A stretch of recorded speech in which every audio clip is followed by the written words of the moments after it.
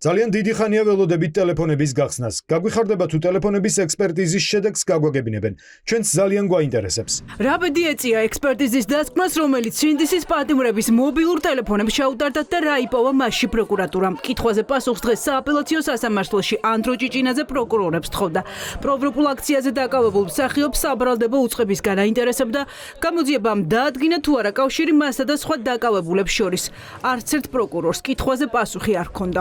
გასული, რაც პროკურატურას ფაქტობრივად დანიშნული აქვს ექსპერტიზა კომპიუტერული ტექნოლოგიური მობილურ ტელეფონებთან დაკავშირებით, წესით და რიგით ბრალდების ხარეს უნდა დაედგინა კავშირი კონტაქტი, რომელიც შესაძლოა თეორიულად ყოფილიყო მათ შორის მობილურ ტელეფონებში, ყოველ შემთხვევაში პატიმრებს შორის, თუმცა დღეის მოცემულობით არანაირი ექსპერტიზა დასრულებული არ არის. ამის ვარაუდის საფუძველს გვაძლევს ის, რომ ბრალდების ხარეს სასამართლოში წარმოდგენილი არ აქვს მსგავსი მტკიცებულება, როგორც ბრალდების ხარე ამბობს და დღეს დაადასტურა, მათ არათუ არ ჩაბარებიათ საექსპერტო დასკვნა, არამედ არც მოუკითხავს საექსპერტო დაწესებულებაში რა ეტაპზეა. მობილურ ტელეფონებზე ჩატარებული ტექნოლოგიური საექსპერტო დასკვნა სინდისის პატიმრებისთვის მნიშვნელოვანი მტკიცებულებაა. დასკვნით გამოირიცხებოდა ან დადასტურდებოდა ის გარემოება, რასაც პროკურატურა დატყვევებული მსახიობების, ომის ვეტერნების და სტუდენტების წინააღმდეგ წელიწადზე მეტია ამტკიცებს.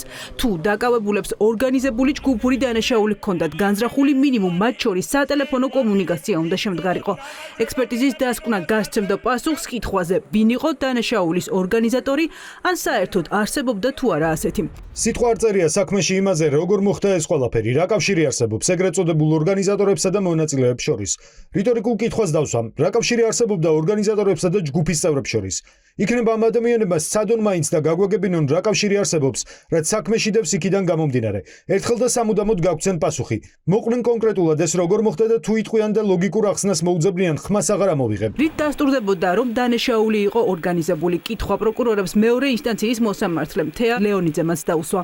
ეს მას შემდეგ, რაც მსაჯულმა ბრალდებლებისგან 1 საათის განმავლობაში დასკვნითი სიტყვა უსმინა. პროკურორები მოსამართლეს პირველი ინსტანციის გადაწყვეტილების შეცვლას და დაკავებულებისთვის მუხლის დამძიმებას თხოვდნენ. ეს არის ძალიან მყარი არგუმენტი, რაზეც სასამართლომ დღეს გაამახვილა სხვათა შორის ყურადღება ორგანიზებულობის საკითხში და პირდაპირ კითხა ბრალდების ხარეს თუ რითი დასტურდებოდა ორგანიზებულობა.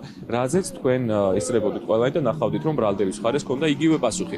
რომ თითქოს რაღაც ორგანიზებულობა იყო, ორგანიზატორების არსებობა, რომელიც არც კი დადასტურდა ჩვენ სისხლის სამართლის საქმეში. ამიტომ ნორმალურ სამართლიან პირობებში, სამართლიან სასამართლოს პირობებში, სასამართლომ უნდა თქვას ყველაზე მნიშვნელოვანი რამ, რომ აქ ორგანიზებას ადგილი არ ქონია. 5 თებერვალს მოსამართლე ლეონიძე უკვე სინდისის პატიმრების ადვოკატებს მოусმენს. იურისტები, ვინც პირველ ინსტანციაში მოსამართლე გალუსტაშვილს ბრალდების კვალიფიკაციაში აცვლევინეს, მეორე ინსტანციაში გამამართლებელ განაჩენს ითხოვენ. ეს მხარის მოთხოვნა არის, რომ გადაკვალიფიცირებული მუხლის თუნდაც 226 არის უკანონო, იმიტომ რომ 226 მუხლას სჭირდება ორგანიზებულობა, როგორც ორგანიზატორი, ასევე კავშირი მონაწილეებთან, რაც ვერ დასტურდება შესაბამისად არც ერთი მუხლი არ შეესაბამება კონკრეტული პიროვნების მოქმედებებს და ერთადერთი გადაწყვეტილება, რომელიც არის კანონიერი, არის მათი სრული გამართლება. ჩვენი მხრივ თუ კი იქნება ამის დრო უკვე რესურს შესაძლებლობა, ასევე დავაფიქსირებთ ჩვენს დასკვნით სიტყვას, სადაც რა თქმა უნდა როგორც პირველი ინსტანციიდან მოყოლებული ვამტკიცებთ, რომ არანაირი სახის მართლწინააღმდეგო და ბრალდების მოქმედებას ადგილი არ ქონია ჩვენი დაცვის ქვეშ ოფების მხრიდან.